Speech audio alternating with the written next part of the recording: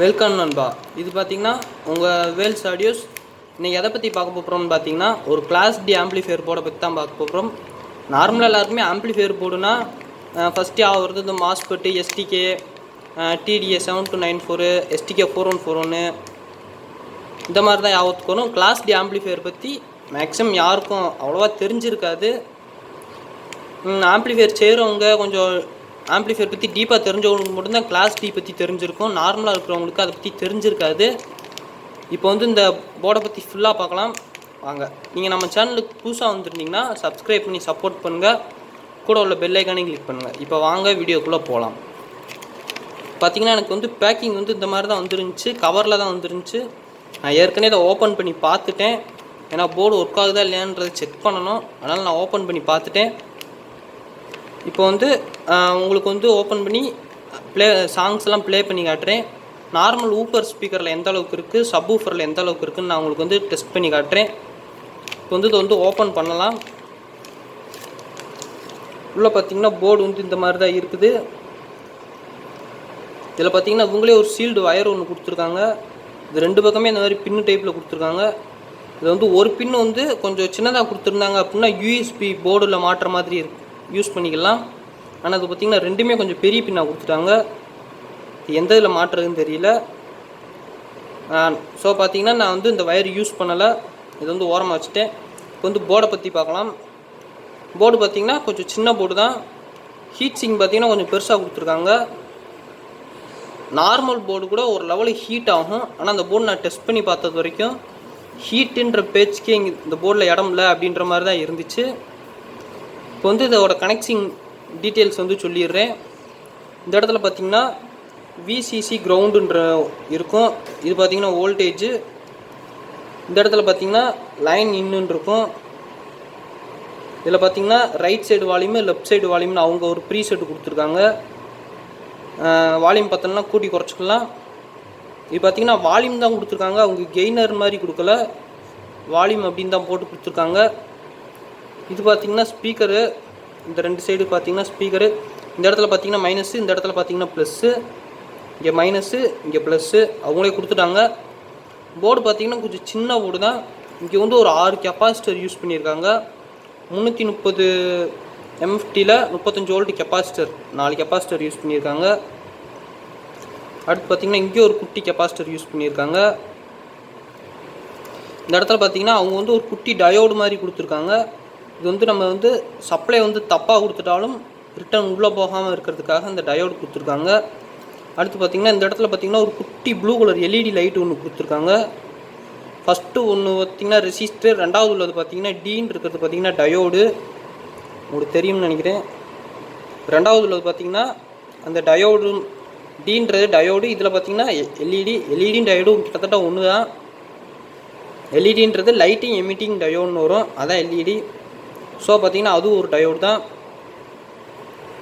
அடுத்து பார்த்திங்கன்னா இந்த போர்டுக்கு வந்து எத்தனை வோல்ட் இன்புட் கொடுக்கலாம் அப்படின்னு பார்த்திங்கன்னா 12 வோல்ட்லேருந்து 24 வோல்ட் வரைக்கும் கொடுக்கலாம். நீங்கள் ஆன்லைனில் ஆர்டர் பண்ணும்போது பார்த்திங்கன்னா 26 வோல்ட் வரைக்கும் சொல்லியிருப்பாங்க. ஆனால் 24 வோல்ட்டே இதுக்கு வந்து ரொம்ப அதிகம்தான். 24 வோல்ட் கொடுத்தாலே போதுமானது. அதுக்கு மேலே கொடுத்தீங்க அப்படின்னா இந்த ஹீட் சிங்லாம் கொஞ்சம் ஹீட் ஆகிற மாதிரி இருக்கும், கொஞ்சம் ஓவர் ஹீட் ஆகிற மாதிரி இருக்கும். அவங்க கொடுத்துருக்கிறபடி ஒரு 24 வோல்ட் வரைக்கும் கொடுத்துக்கலாம், எந்த ப்ராப்ளமே இல்லை. நானும் கொடுத்து பார்த்துருக்கேன். ஹீட் 24 வோல்ட் வரைக்கும் கொடுத்தா எந்த ஹீட்டுமே ஏறலை, சுத்தமாகவே ஹீட் ஆகலை. நான் போட்டு பார்த்துட்டேன். இதில் பார்த்திங்கன்னா இந்த இடத்துல ஸ்க்ரூ போடுற மாதிரி இருக்குது, ஆனால் அவங்க ஸ்க்ரூ கொடுக்கல. நம்ம வேணும்னா ட்ரில்லு போட்டு மரம் போட்டு ஸ்க்ரூ போட்டுக்கலாம்.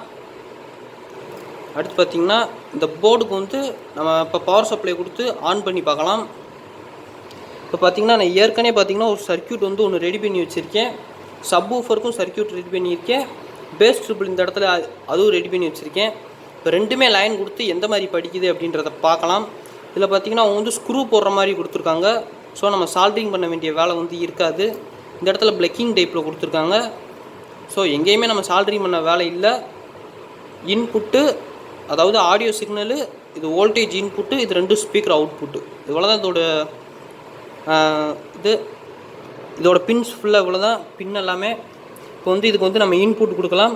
இந்த இடத்துல பார்த்திங்கன்னா நான் 12 வோல்ட் சப்ளை வந்து எடுத்து வச்சுருக்கேன். 12 வோல்ட் சப்ளை வந்து எடுத்து வச்சுருக்கேன். இது பார்த்திங்கன்னா audio input, left right input. இது வந்து ஒரு டியூட்ரு.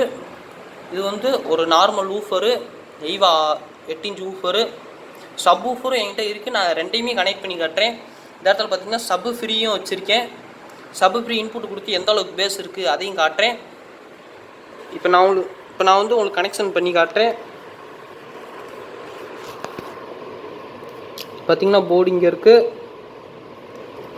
ப்ளஸ் வோல்ட்டு, கிரவுண்டு இது ரெண்டு மட்டும் கொஞ்சம் கரெக்டாக கொடுத்துக்கோங்க. ரிவர்ஸில் கொடுத்தாலும் ப்ராப்ளம் இல்லை, இருந்தாலும் நமக்கு எதுக்கு வம்பு, நேராகவே கொடுத்துருவோம். இப்போ வந்து நான் வந்து இது உங்களுக்கு லைன் கொடுத்துட்டு ஆன் பண்ணி காட்டுறேன்.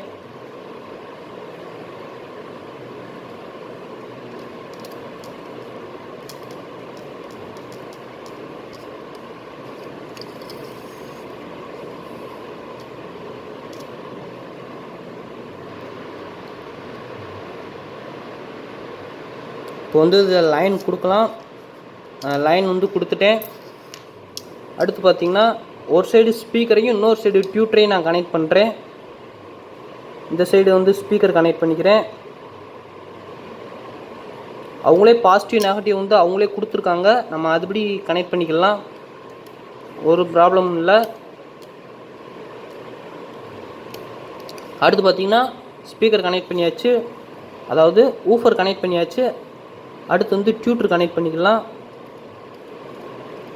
என்கிட்ட வந்து கொஞ்சம் பெரிய டியூட்டராகவே இருக்குது. மேக்னட் டியூட்டர் கிடையாது, சாதா டியூட்டர் தான். இதுக்கு வந்து ஒரு கெப்பாசிட்டர் கனெக்ட் பண்ணியிருக்கேன். இப்போ வந்து இதையும் கனெக்ட் பண்ணிடலாம். இந்த போர்டில் வந்து 120 வாட்ஸ் வரைக்கும் அவுட்புட்டில் வரும் அப்படின்னு சொல்லியிருப்பாங்க. ஆனால் நம்ம 24 வோல்ட்டு கொடுத்தா மட்டும்தான் 120 வாட்ஸ் ரீச் பண்ணுறது கொஞ்சம் வாய்ப்பு இருக்குது. மற்றபடி நார்மலாக பார்த்திங்கன்னா அவ்வளோ வாட்டேஜெலாம் வரல. நான் வந்து ஃப்ரீக்வன்சி ஜெனரேட்டர் அப்படின்னு சொல்லி ஒரு ஆப் இருக்கும், அதில் வந்து நான் ப்ளூடூத்தில் பேர் பண்ணி செக் பண்ணி பார்த்தேன்.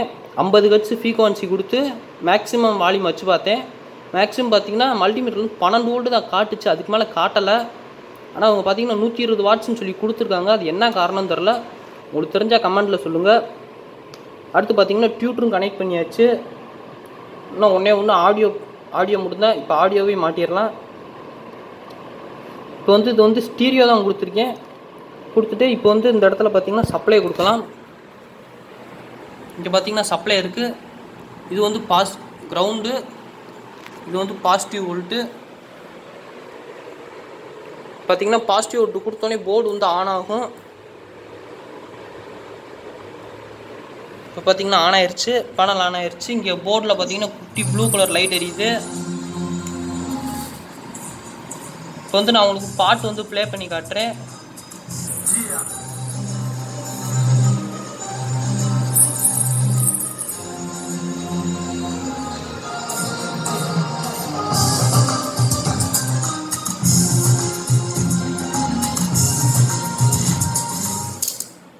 பார்த்திங்கன்னா பார்த்துருப்பீங்க எந்தளவு வந்து கிளாரிட்டியாக இருக்குதுன்னு. இதில் பார்த்திங்கன்னா டியூட்டில் வந்து இந்த இறைச்சல் வந்து கேட்டுக்கிட்டே இருக்குது. அதுக்கு காரணம் பார்த்திங்கன்னா நம்ம வந்து இங்கே சீல்டு வேர் போடல, சாதா வேர் தான் போட்டிருக்கோம். இதனால தான் அவங்க வந்து சீல்டு வேர் மாதிரி கொடுத்துருக்காங்க. நம்ம சாதா வேர் போட்டிருக்கனால லேசாக அந்த இறைச்சல் வந்து வந்துக்கிட்டே இருக்குது. நீங்கள் சீல்டு வேர் போட்டிங்க அப்படின்னா வராது. இப்போ வந்து நான் உங்களுக்கு வந்து அடுத்த பாட்டு வந்து போட்டு காட்டுறேன். இப்போ பார்த்தீங்கன்னா இந்த பாட்டு வந்து கொஞ்சம் பேசிக் ட்ரிப்புலாம் கொஞ்சம் நல்லாயிருக்கும், உங்களுக்கு வந்து ப்ளே பண்ணி காட்டுறேன்.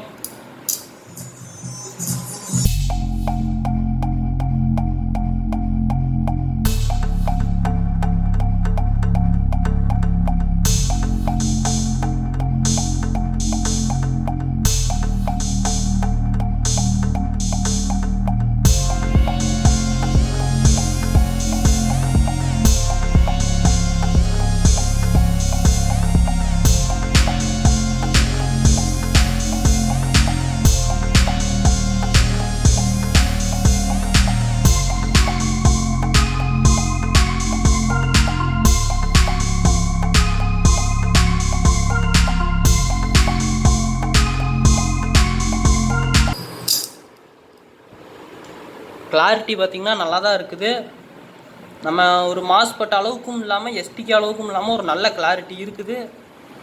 அந்த அளவுக்கு கிளாரிட்டி வேணும்னா நம்ம கரெக்டான ஸ்பீக்கரும் கரெக்டான டியூட்டரும் போடணும்.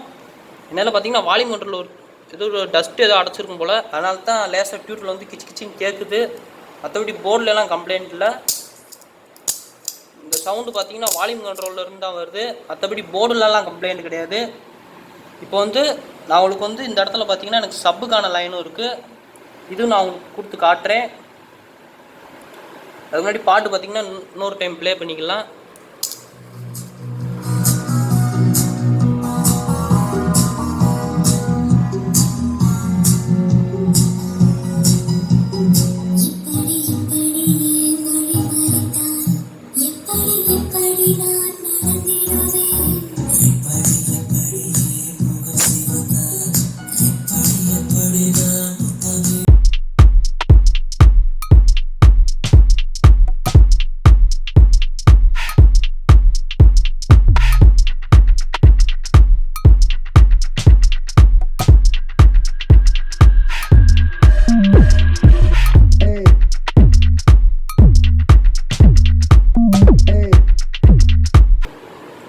இப்போ பார்த்தீங்கன்னா ஒரு லைனில் பார்த்தீங்கன்னா சப் ஊஃபரும், இன்னொரு லைனில் பார்த்தீங்கன்னா நார்மல் ஸ்பீக்கரும் உங்களுக்கு நான் லைன் வந்து கொடுத்து காட்டுறேன். நம்ம வந்து அது ரெண்டையும் மாறுற மாதிரி வந்து மாற்றிக்கிடுவோம், லைனை மாற்றிக்கிடுவோம். இப்போ வந்து அதுக்கு முன்னாடி சர்க்யூட் ஆஃப் பண்ணிக்கலாம். இந்த பார்த்தீங்கன்னா இந்த பின்னை வந்து பிடுங்கி விட்டுறலாம். இந்த வெறும் ஊஃபர் மட்டும் போடுறேன், அதனால் டியூட் வந்து தேவைப்படாது. ஊஃபரும் சப் ஊஃபரும் போடுறேன். என்கிட்ட எய்வாவோட ஊஃபர் ஒன்று இருக்குது. இந்த இடத்துல பார்த்தீங்கன்னா இது வந்து சப் ஊஃபருக்கான லைனு. என்கிட்ட 2 டைன்டி இருக்குது, அதில் வந்து ஒன்றை வந்து நான் இதில் கனெக்ட் பண்ணுறேன்.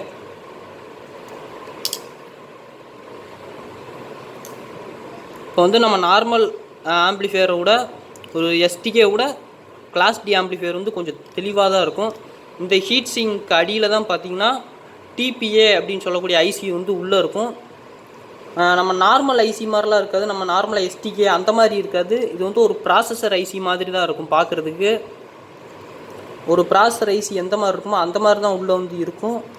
நம்ம நார்மலாக எஸ்டிகே ஐசி மாதிரியோ மாஸ்பெட் மாதிரியோ இருக்காது. இப்போ வந்து ஒன் சைடு பார்த்தீங்கன்னா சப் ஊஃபர் வந்து கனெக்ட் பண்ணிட்டேன்.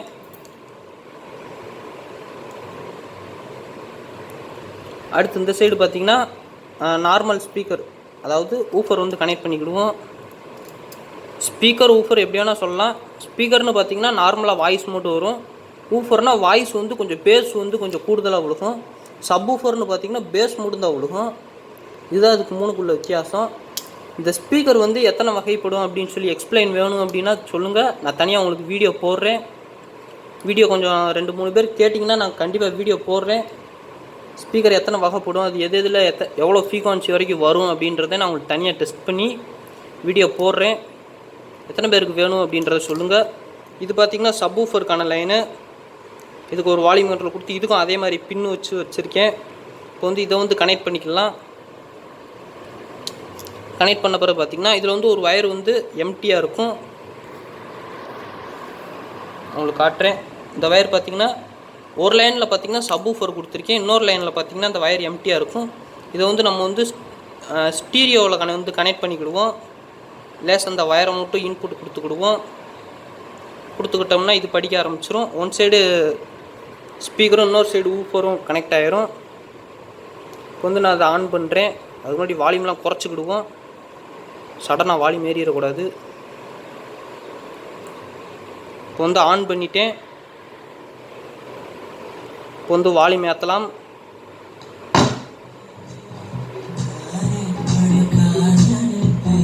இப்போ வந்து நான் உங்களுக்கு வந்து ட்ரிபிள் ஃபுல்லாக வைக்கிறேன். ட்ரிபிள் ஃபுல்லாக வச்சுட்டேன். இதில் வந்து பேஸ் கொஞ்சம் குறைச்சிக்கிறேன். இப்போ பார்த்தீங்கன்னா இப்போ உள்ள பேஸ் ரிசல்ட்டை பார்த்துக்கோங்க. இப்போ வந்து நான் உங்களுக்கு வந்து சப்பும் சேர்த்து இப்போ ஏற்றுறேன், சப்பும் கூட்டுறேன்.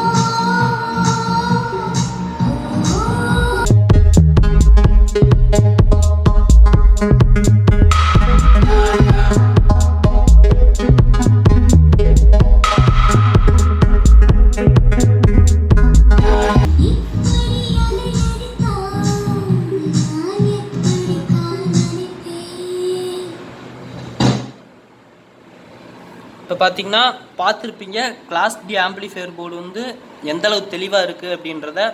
இதில் பார்த்தீங்கன்னா நான் ஒரு சேனலில் வந்து ஸ்பீக்கருக்கும் இன்னொரு சேனலில் வந்து சப்வூஃபருக்கும் கனெக்ட் பண்ணியிருந்தேன். நார்மலாக பார்த்தீங்கன்னா சப்வூஃபருக்கு வந்து அதிகமான வாட்டேஜ் வந்து எடுக்கும். அதனால் வந்து நீங்கள் இந்த மாதிரி பண்ணாதீங்க. ஒரு பக்கம் சப்வூஃபர் இன்னொரு பக்கம் ஸ்பீக்கரையும் கனெக்ட் பண்ணாதீங்க. ஏன்னா அப்படி கனெக்ட் பண்ணிங்கன்னா ஐசி போகிறதுக்கான சான்ஸ் வந்து ரொம்பவே அதிகம். நான் வந்து உங்களுக்கு டெஸ்டிங்காக தான் போட்டேன். மற்றபடி பார்த்தீங்கன்னா போட்டால் 2 பக்கமே ஸ்பீக்கராகவே போடுங்க, இல்லைன்னா 2 பக்கமே சப்வூஃபராகவே போடுங்க. ஒரு இதில் வந்து வாட்டேஜ் கூடயும் ஒரு சேனலில் வாட்டேஜ் கம்மியாகவும் போட்டிங்க அப்படின்னா ஐசி போகிறதுக்கான சான்ஸ் வந்து ரொம்பவே அதிகம். இப்போ பார்த்தீங்கன்னா உங்களுக்கு செக்கிங்காக தான் இந்த இடத்துல பார்த்தீங்கன்னா பேஸ் ட்ரிபிள் சப்ப்ரி எல்லாமே போட்டு வச்சேன். சப்ப்ரி பார்த்தீங்கன்னா சன் கம்பெனியோட சப்ப்ரி போட்டேன். பேஸ் ட்ரிபிளும் பார்த்தீங்கன்னா சன் கம்பெனியோடது தான். LM324 பேஸ் ட்ரிபிள் தான். பார்த்தீங்கன்னா நல்ல ரிசல்ட் இருந்துச்சு. LM324க்கே இந்த ரிசல்ட் அப்படின்னா நம்ம இன்னும் கொஞ்சம் ஸ்ரீ கம்பெனியோட பேஸ் ட்ரிபிள், இந்த மாதிரி வசந்த் பேஸ் ட்ரிபிள், இந்த மாதிரி கொஞ்சம் குவாலிட்டியானது போட்டோம்னா இன்னும் வந்து ரிசல்ட் நல்லா வரும். யூஎஸ்பி பேனல் பார்த்தீங்கன்னா சாதாரண யூஎஸ்பி பேனல் தான். இது வந்து எய்வா யூஎஸ்பி பேனலு, எய்வா பேனலு. நம்ம வந்து இன்னும் கொஞ்சம் பஹாரியா அந்த மாதிரி போட்டோம்னா நல்ல ஒரு ரிசல்ட் இருக்கும். அந்த போர்டு பற்றி எல்லா டீட்டெயிலும் சொல்லியிருப்பேன்னு நினைக்கிறேன். நான் வந்து ஒரு 5.1 ஆம்பிளிஃபையருக்கு தேவையான பொருள் என்னென்ன அப்படின்றத பற்றி ஒரு வீடியோ வந்து போட்டிருந்தேன். அதில் நண்பர் வந்து ஒருத்தர் அந்த ஆம்பிளிஃபையரோட சவுண்டு டெஸ்ட் வேணும் அப்படின்னு சொல்லி கேட்டிருந்தார். கஸ்டமர் வந்து கொஞ்சம் அவசரப்படுத்திட்டதுனால என்னால் பார்த்திங்கன்னா அதை வந்து பொறுமையாக வந்து வீடியோ எடுக்க முடியலை. இருந்தாலும் பார்த்திங்கன்னா நான் வந்து ஒரு சின்ன வீடியோ மாதிரி ஒன்று எடுத்திருக்கேன். அதை வந்து நான் உங்களுக்கு வந்து இப்போ போட்டு காட்டுறேன். நான் பார்த்திங்கன்னா ஸ்பீக்கர் வந்து எல்லா ஸ்பீக்கரும் பக்கத்தில் தான் வச்சுருந்தேன். ஆனால் நமக்கு வந்து சவுண்டு வந்து அதாவது வாய்ஸ் வந்து அந்தளவுக்கு தெளிவாக கேட்கல. ஆனால் கொஞ்சம் தள்ளி வச்சோம் அப்படின்னா கண்டிப்பாக ரிசல்ட் நல்லாயிருக்கும். நான் வந்து எல்லா ஸ்பீக்கரையும் பக்கத்தில் தான் வச்சுருந்தேன். ஒரே மாதிரி பக்கத்தில் ஒட்டி தான் வச்சுருந்தேன். சப்வூஃபரையும் பக்கத்தில் தான் வச்சுருந்தேன். இப்போ வந்து அந்த வீடியோ வந்து நான் உங்களுக்கு ப்ளே பண்ணி காட்டுறேன்.